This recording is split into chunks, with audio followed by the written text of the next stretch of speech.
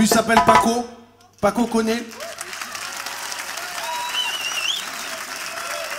C'est lui qui m'a réconcilié avec le djembé. Parce que peut-être, comme certains d'entre vous qui ont la chance de partir en vacances dans les Landes, en Vendée, en Bretagne, faire du camping, souvent il y a des jeunes babacools avec des dreadlocks qui viennent de s'acheter un djembé qui vous gâche vos vacances.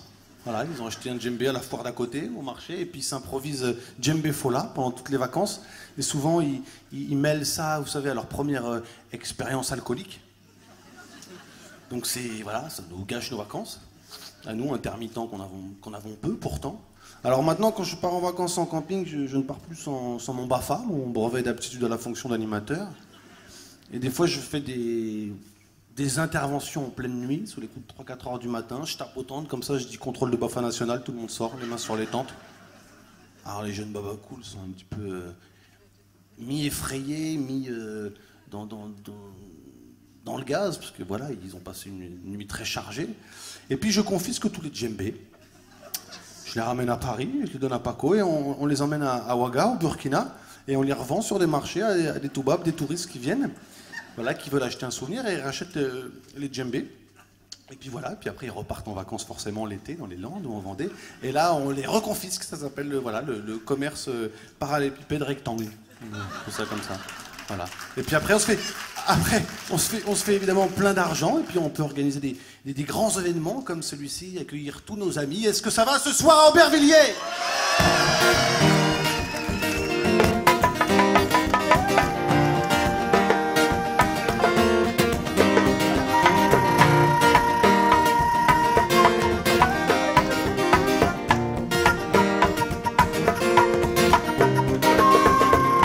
Il y a des parfums d'ailleurs qui se promènent en couleur, des boubous qui te chantent des chansons de là-bas, des boubous généreux, des silhouettes qui dessinent une petite terre d'Afrique sur nos matins pluvieux.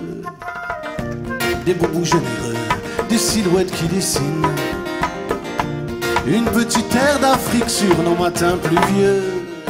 Itelimine kuyaharu Adukuliramu, Gomunto, Ikatakan, Sugekono, Ignai Terene.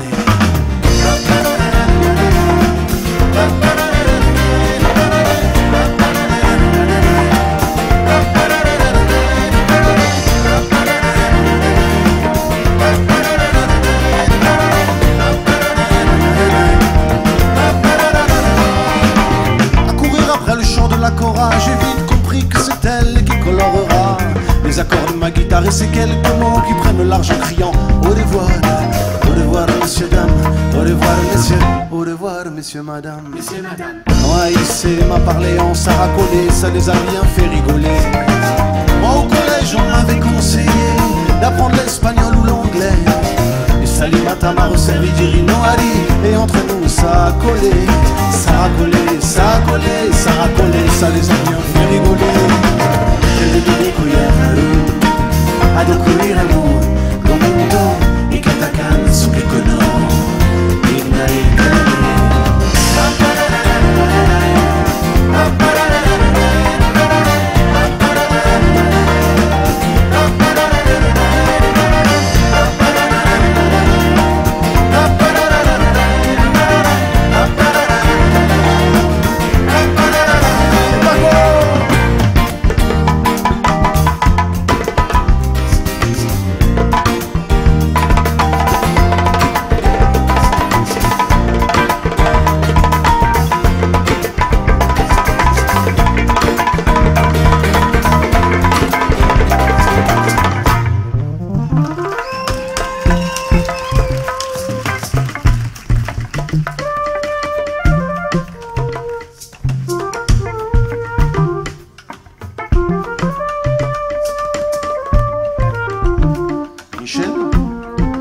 Michel, est-ce que tu peux essayer dans les graves, un solo pareil mais dans les graves.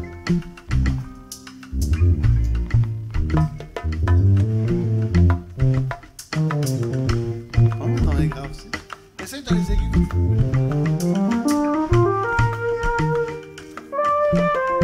Je sais pas ce que je préfère. Vous préférez les aigus ou les graves?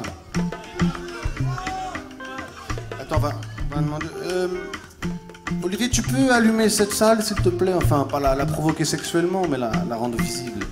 Voilà. Ouh là là, c'est une belle salle encore. Alors, qui préfère les aigus? Levez la main. D'accord. Et ceux qui préfèrent les graves? Oh, ah oui, il y a quand même une grande majorité de graves. Alors, souvent, on fait ce petit jeu pour savoir à quel public on a affaire. Donc là, vous êtes quand même un public qui est capable de se déterminer sur une question aussi aberrante, voire idiote, que est-ce qu'on préfère les aigus ou les graves? C'est-à-dire que ça n'a pas de sens. Cet instrument est un instrument complexe, riche, évidemment, qui a besoin des aigus, des graves, comme on a besoin pour vivre du yin, du yang, du jour, de la nuit. Michel, je te propose de ne pas tenir compte de la vie de ces personnes. Tout à fait respectable au demeurant, mais quand même, tu vas nous faire un petit solo où tu te fais plaisir et tu fais ce que tu veux, tonton. Peut-être privilégier un petit peu les graves, quand même.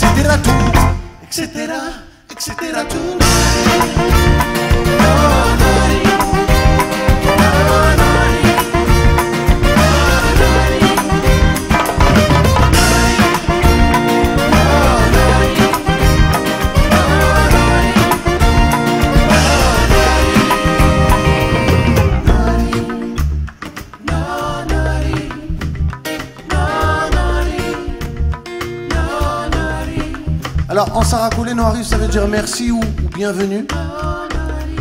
C'est un refrain qu'on peut reprendre tous ensemble ce soir pour se chauffer la voix.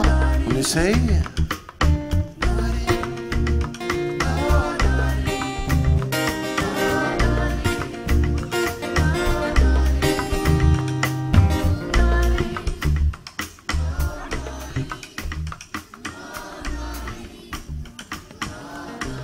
On va le faire monter comme un petit rituel brûlant, comme si on marchait sur des braises tranquillement.